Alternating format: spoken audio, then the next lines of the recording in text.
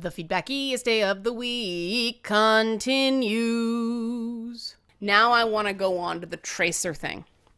And the big revelation that, Tracer from Overwatch is, I haven't really been even able to figure out whether she's gay or just, you know, um, bisexual, or she's just into girls or whatever. But it's basically in a comic where she kisses her girlfriend. It's a typical thing where you have these people calling people bigots because they had a reaction to it. The way this is done was I come at this as somebody who has had a namesake character in pre-52 Secret Six comics who was Scandal Savage's girlfriend. So I know what it's like to be Tracer's girlfriend. And I giggled at this one scene where they're making out in essentially a Walmart, and it's designed to be kind of shocking's the wrong word, but it's definitely designed to invoke a reaction. And that doesn't mean it's male gaze. That means that it's only interesting if the audience can see it, male and female alike. And it was funny because the minute I saw Tracer when everybody else was freaking out about her butt, it was odd to me because I was having this confusion about having my gaydar tripped about a tune. And I was like, I'm reading too much into this. And I didn't say anything about it because that's just the little fan games I play with myself. But the way this has been handled has actually bugged me. This is an element of, and I'm going to use the P word, the double P. I'm going to use the PP, patriarchal puritanism. And patriarchal puritanism, very much like PP, like it floods out and it's, kind of warm and it feels kind of good at first, like, relief. But then it spreads all over the place and makes a big mess and it doesn't smell very good and then somebody's got to clean it up. So it is the PP. It is, patriarchal puritanism. And it has made us really bent in unhealthy ways about both male and female sexuality. And this has led to some interpretations in video games that are more knee-jerk than I think people realize. Because my first thing is, Tracer's gay? Well, first of all, no freaking surprise. Also, why do we declare the sexual orientation of non-straight characters, but we don't, plant that flag for straight people in games? Because we assume that some characters are straight in video games, that we really should not be making that assumption so clearly. And I mean, the one that first came to mind, and some people got testy with me on Twitter about it, was Kratos in God of War. And, well, yes, Kratos' wife and daughter are, an integral part of his story, but just because Kratos sees it as a duty to sexually interact with women does not mean that his cultural duties were the same when he was a younger man. And if you know anything about the ancient Greek cultures, including Sparta, homosexuality in the military was a thing. Not a thing like in Thebes or other parts of the Greek world, but it still went on. We can be reasonably certain that it still went on. It was less accepted in Sparta than other places, but, and we have never seen Kratos's, army days. We've seen him when he comes back, this conquering hero in the military. He's the best of the freaking best. And I mean, hey, maybe he was just repressing everything and that's why he's so, all right, you know, maybe if he had gotten with a few of his squad mates, then maybe the gods wouldn't have been able to make him such a plaything out of sheer sexual repression. And some of the homosexuality in Greek armies has been played up because it's titillating again, but it did exist. So we can't assume that Kratos is 100% straight, and yet a lot of people do. Now, don't get me wrong. I am not saying that Kratos is bisexual.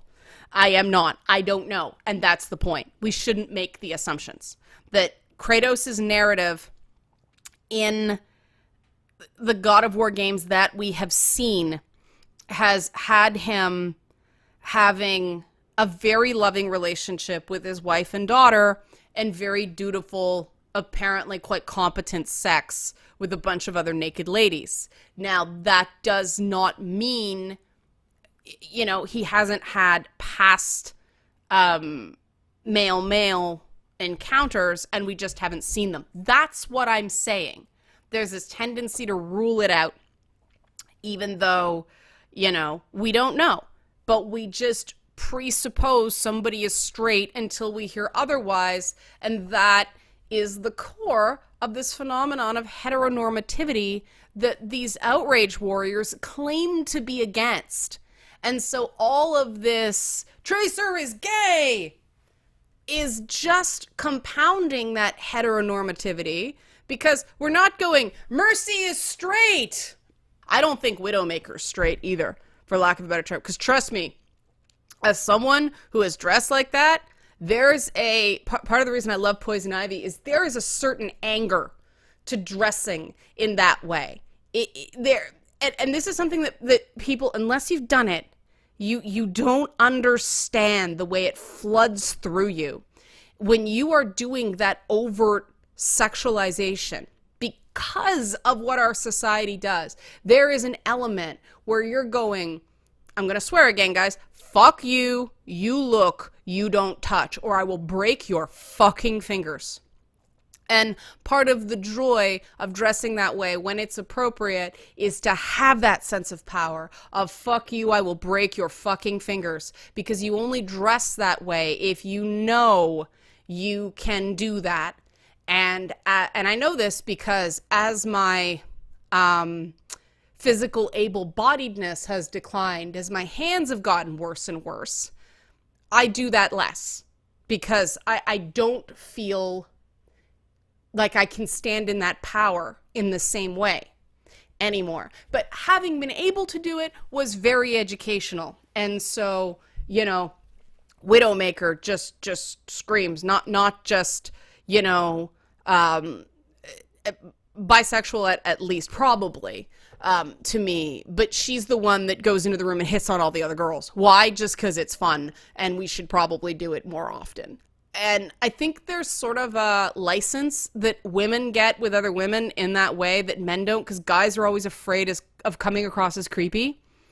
And that's why it's not as relaxed to make certain comments to other guys for me, because I feel like if they reciprocate, then it might get weird.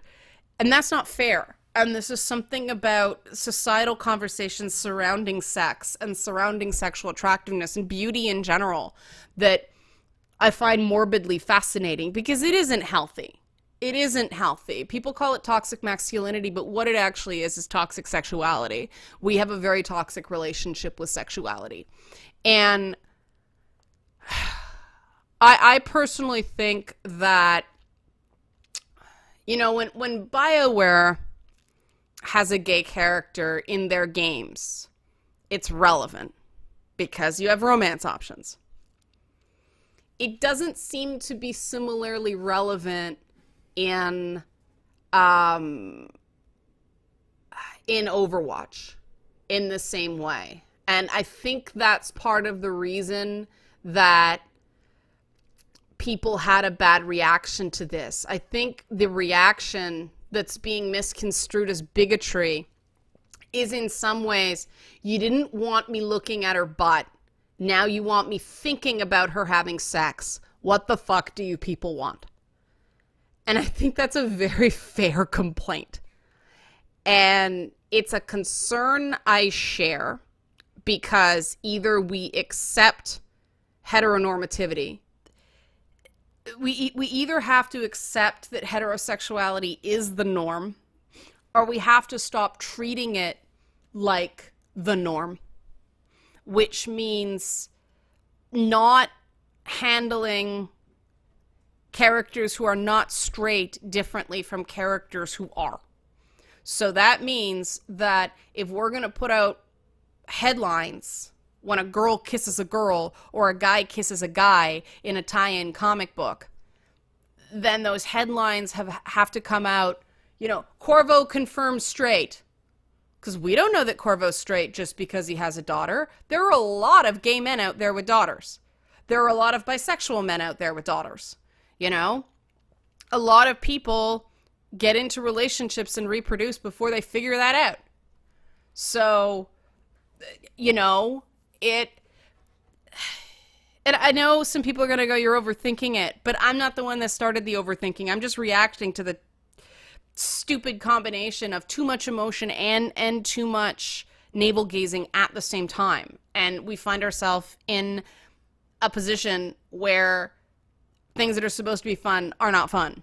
And part of the reason I get repelled by Blizzard games is I find there is too much in the fandom that is so just digging in and overworking the dough. And as somebody who like bakes and makes pastries and things like that, you never want to overwork the dough. You need it just enough to get it where you need to be, and then you put it in the pie plate, and then you put the pie in it, and then you bake it. If you overwork it, it gets all crumbly and dry. And this is the problem that's happening to a lot of games. It is so overworked that it gets crumbly and dry. And the reason I try to interject humor, and the reason I try to interject silly little statements like, you know, giant scary monsters are for smashing, is not to make that a definitive opinion. It's to lighten it up. And I get, and I appreciate that a lot of people asked instead of just freaking out about it, because I could just say like, no, that comment was a joke. You know, it was not meant. It's an aside. It is not a hill I'm going to die on. That's just how I like to have fun. And I'm caught because if I say just me, but then I'm accused of being a narcissist for using I, me, my too much. And if I just state it, you know, as basically opinion fact, people get mad. So there's absolutely no winning. What I keep hearing from you guys is you want authenticity from your voices. And this is a topic for another time. I got to wrap up now. But I don't know. I've just hit a critical mass. And we all know what this feels like. I mean, it's Robin Morgan, second wave feminist, who defines it as, you know, an amulet of fear around everybody's neck. And so you sit down and you're quiet and you don't push back. Not that you don't speak up, you voice your opinions, but you're much more sensitive to other people. Not necessarily because you want to be sensitive, because you're afraid of the backlash, right? But then something happens that just pisses you off, or as she says, you know, insults you so badly that you rip that off. And it cuts the back of your neck and it causes pain, but it's just goodbye to all that. And goodbye to being afraid, goodbye to being cowed. And, you know, that was the point of her landmark, aggressively, militantly feminist essay in the 1970s called Goodbye to All That. And my takeaway from that, even though a lot of the stuff I look at and go, yikes, this scares me, that metaphor and the fact that she contextualized it as being in that place, that's what makes the essay have value, not any other individual sentence. The entirety of this being a piece written from a place that is fed up, and the fact that she was self-aware enough to define that saying, this is where I'm at right now. I'm tired of having my ass grabbed by men who claim to be feminist allies. And that's what was happening in the 1970s. People who claimed to be big leftists were, oh yeah, free love, man, hey baby, and they smack a woman's ass. And that sounds insane to us today, but that's what was going on. And that's why I have trouble. My husband loves those 70s cop dramas, and I don't like them nearly as much because of that undercurrent of, oh yeah, you're a big progressive, Mr. Grabby McGrabberass. And this is a bedrock of frustration that second wave feminism was operating under, and you can't deny that. You can understand it. You can still disagree with some of the conclusions they came to, and still accept that I can accept things written in anger because you told me, you established, you contextualize it. This is written in anger, and you have a right to be angry, and you have a right to express that because you contextualize it as I'm pissed off. And this is what I'm writing when I'm pissed off, and that's valid writing. But I think that has to go for everybody within reason. And I think that's why I label things rants. That's why I try to contextualize everything for people. And it makes my videos longer, but it also creates clarity. And I think that everybody should be able to have those moments. And I think right now there's a certain portion of the population, namely, that the identity politics grafted artificially onto the gamer identity, that white, heterosexual, cisgendered, misogynist neckbeard guy that is a stereotype. And I think a lot of people recognize an intersection with, but nobody is that stereotype. Nobody is that cut and dried. And I think that people should be able to express the frustration for that without being labeled evil or a bad person. And we don't have that paradigm right now. Right now we've got this paradigm of, demonizing straight male sexuality, while in another breath going, lesbians, lesbians, trans is lesbian, headlines, lesbians, and all this navel gazing about it. And then Lena Dunham starts trying to read some guy's mind because he was using his phone at a party, and this for some odd reason means she's fat. I can't even figure out that one. But that happened a few months back. But this is the world we're living in right now. And is it any wonder that certain portions of the population are frustrated and confused? And this is something I'm going to touch on next week. But it seemed to fit in here, and so I'm going to leave it here because, yes, under an hour. I refuse to go over an hour. There's just something psychological about seeing a 1 at the beginning of the video. It's like, oh my God, shut up before you hit that point. So I'm going to shut up. Have a good weekend. I think I may break this into 2. I don't know. I'm not sure. There's pros and cons. But, yeah, see you next week for Momo Monday.